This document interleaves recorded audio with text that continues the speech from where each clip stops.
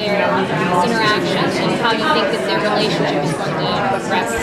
Well, we're sort of trapped now. Like I think Robin would be quite happy to see the back of my broomstick at this point. But that's not really going to happen because I've completely entrapped him. Oops. So it'll be interesting to see how this pregnancy and this birth plans out and how this poor guy's got to put up with Zelina. I'm really sorry. It's fair in love and war.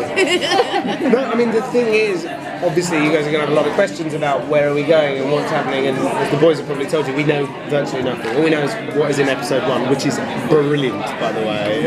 It's like a season finale.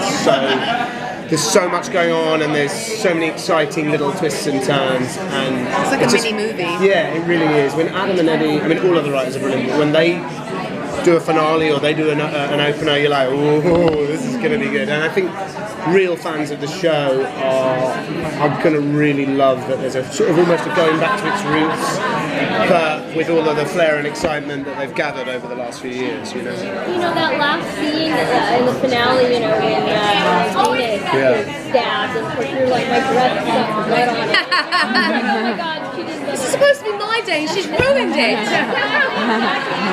You know, a lot of the fans were asking, why wasn't Marion awoken? Because when you kissed her... Why wasn't she what? Why wasn't Marion awakened when you kissed her? Because it wasn't true love. No, it was me. Oh, and it was her. It was me the whole time. Yeah. So it wasn't. And also, Robin's heart was with Regina. So even though he felt an obligation to Marion or Zelina, But it could he have was woken like, her up because you were her true love, but it was me. yeah. Had it been the real wife, she She would may have woken up. I think she would have because you were her true love. Probably, yeah. That would have been her See, true these are love the bits of the story that sometimes we're on set and we're like, wait, if I was there and then so and so, and occasionally you go, well, because of the spell, and you go, okay. As soon as there's magic, There's magic. okay. Sometimes it's as an actor, you're just like, just stand on your mark and say your line. Try not to confuse things by thinking about it.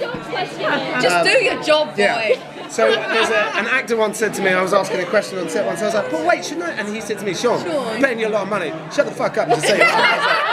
I was like, all right, where were we? So I've sort of stuck by that now. If in doubt, shut up, hit your mark and say your line. Then all the crew gets to go home to their family and people will like you more for it. Great. So Rebecca, can you talk a little bit about like working with Lana and the two characters being sisters and stuff? Can you talk a little bit about that relationship? Oh, it's so delicious. I love it. We've got such good chemistry, I can't even take it. Like one of my first days at work was the scene where the sisters see each other for the first time, and it was like a 5-page scene.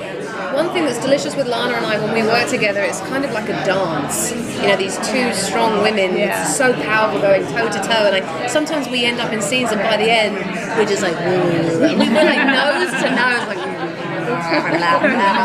It's so intense and juicy. I love working with Lana. And like we're pretty good friends in real life, so win-win. Can I ask you about the tattoo?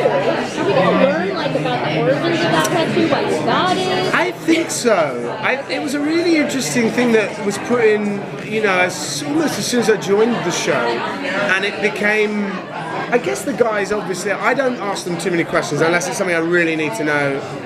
But I guess, I mean, it's a lion, and then you think of Robin Hood was around the same time as Richard the Lionheart, which also kind of is around the Camelot-y kind of time.